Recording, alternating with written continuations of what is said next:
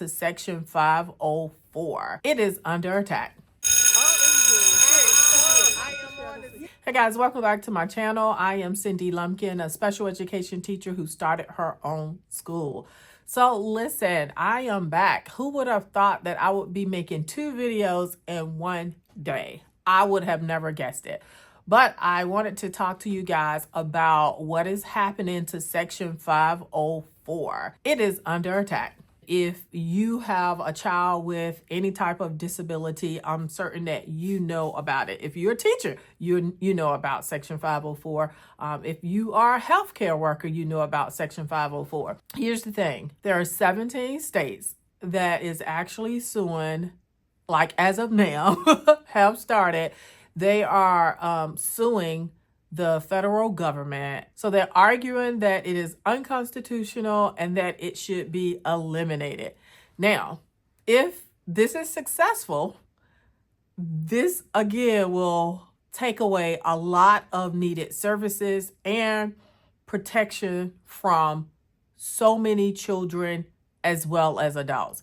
Again, the most neediest people that we all should be caring for. I want to explain to you what Section 504 is a little bit more, why is it's important, and what you can do to hopefully step in and help this cause. Before I jump into that, I just wanted to say, I think after being paralyzed a little bit with like all of the stuff that's going on and then trying to find my voice within it, I think that I'm not going to shy away from things that personally attack what I feel like I've been called to do and the things that I have just really sacrificed trying to help and trying to accomplish. So therefore, I'm not a real big political person. Obviously, just like anybody else, I have my opinions and concerns. I have stayed silent on a whole bunch of stuff, right? Because I don't like the confrontation. I don't like the arguing and going back and forth. But I have committed that anything that deals with education, special education, and it impacts the work that I do, then I have to use my voice to say something. And so if you're one of those people who have to kind of guard your eyes and your ear gate, like we all do, right? Because there's just so much coming at you, but yet you still want to stay informed.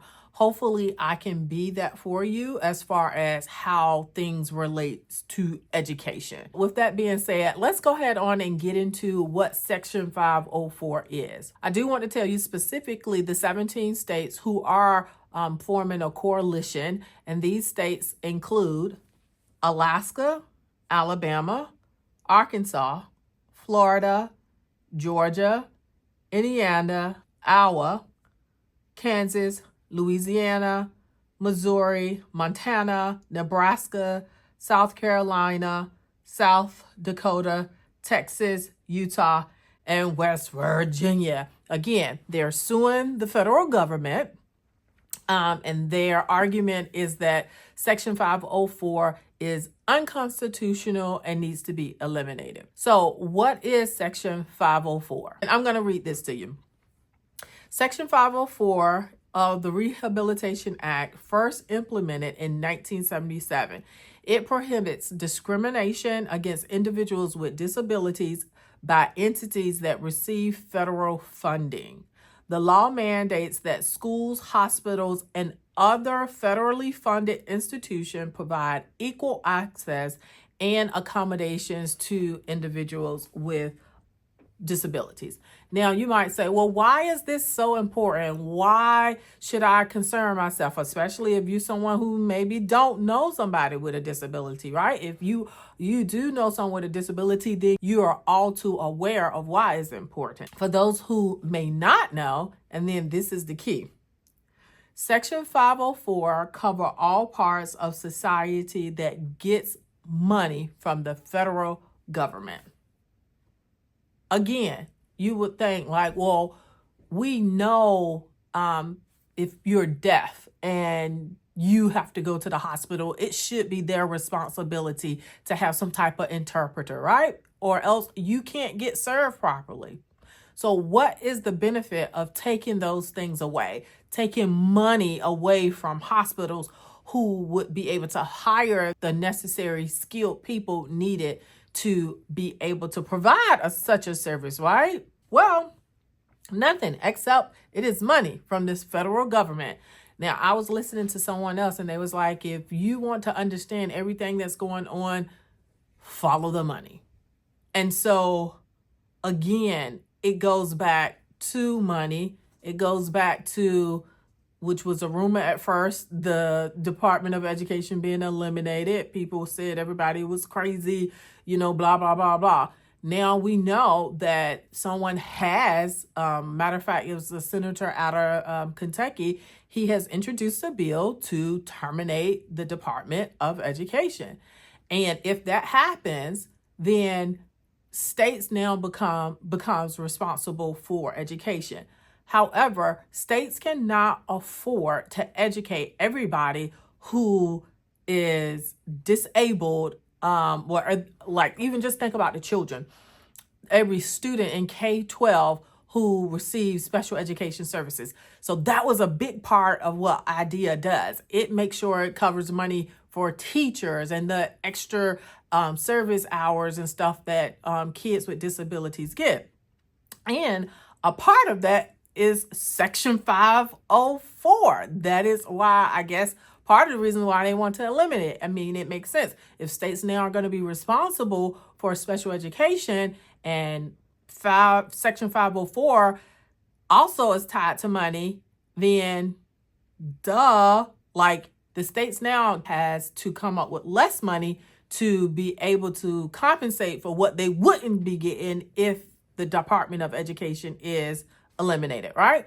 All right, just stick with me. I'm going to make it even more plain. Schools must include students with disabilities and help them learn. Now, again, this is not just limited to schools. It is also hospitals, other organizations, or institutions that get federal dollars and so forth. But I'm just going to kind of stick in my lane with education.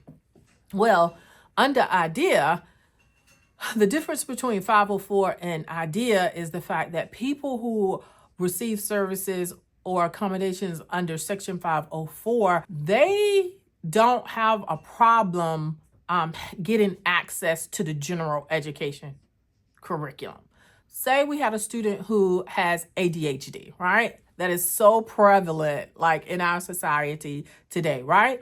But just because you have ADHD does not mean that you have an issue accessing general education curriculum, right? So meaning you don't have a deficit in reading, you don't have a deficit in writing, you don't have a deficit in math or anything like that, but you still are impacted by the disorder, right? And so you may need extended time on your test.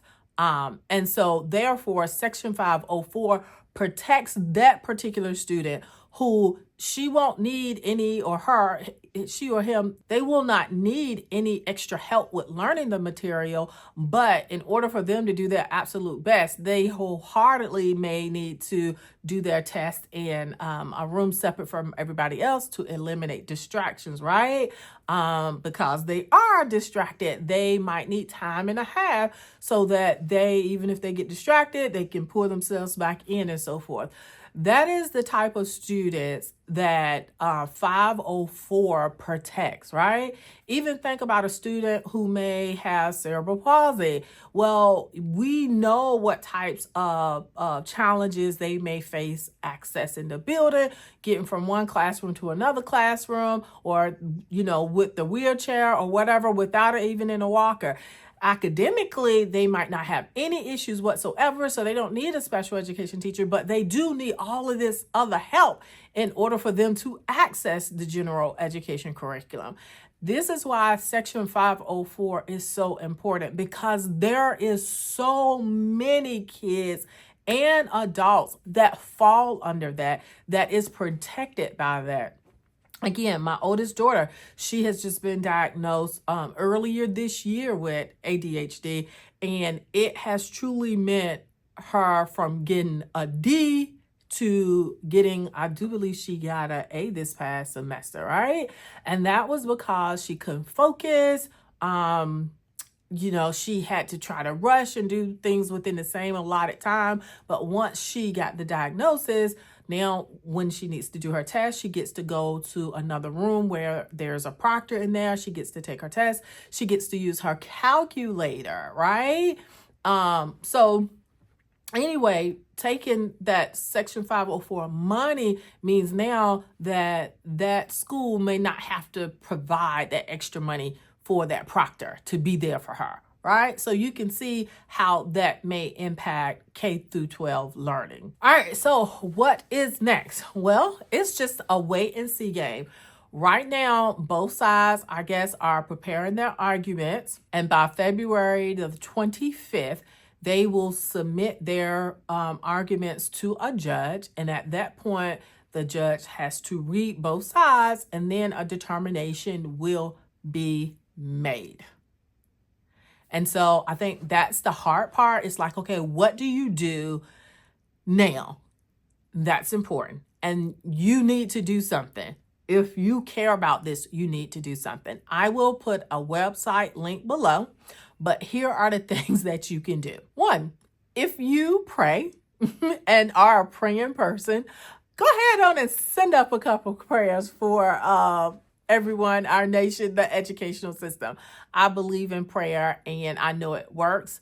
So yes, do that first and foremost. Secondly, there's a website that I'm going to link below. You need to call your attorney general for your state, particularly if you are one of those 17 states that I mentioned earlier. You need to call them. And once you go on that website, it will actually give you a template of things that you can say. Tell them who you are, where you live, and then make it personal to you. Like for me, if you have a child who benefits from Section 504, like share your story. Tell them how their life will be impacted without it. And then tell them like, hey, I doubt if it worked right now, but at least you can let them know, like, you need to withdraw. Like, I'm not supporting them. So if enough of us do that, then, maybe it will have an impact, but we can't stay silent. The other thing that you can do is spread the word, right? Again, so many people are crawling into shells because it is so anxiety filled right now in our society. It's just so many different things are coming at us. Some people are fearful. Some people are mad. Like, it's like the twilight zone, right? But, if you are one of those ones who you are taking care of your mental health and, you're not burying your head as far as you do know what's going on, but you know that there are people who would care, but just can't withstand all the noise to get to the needed stuff. Share, share, share, share. And then lastly, stay up to date. Okay, stay up to date. I will be coming back. If there are any particular questions that I can answer, please drop them below. I definitely will do that. And so whenever I find out something else, I will update it. If there's anything else that I feel like warrants a video that how I guess education is impacted, I definitely will do that also. All right, have a good day.